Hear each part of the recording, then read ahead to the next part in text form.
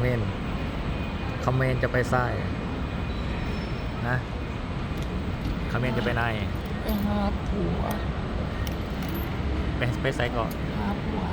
ไปหาผัวเอากับพี่ยังว่ามานี่เด็กผัวอยู่กรุงเทพแล้วแม่นบ่ไม่พอบ่พ่อบ่น่ะขนของได้บ่หลายนึง สิไปทางไหนเนาะเยอรมันไปเยอรมันโอ้มีคนเห็นเธอที่เยอรมัน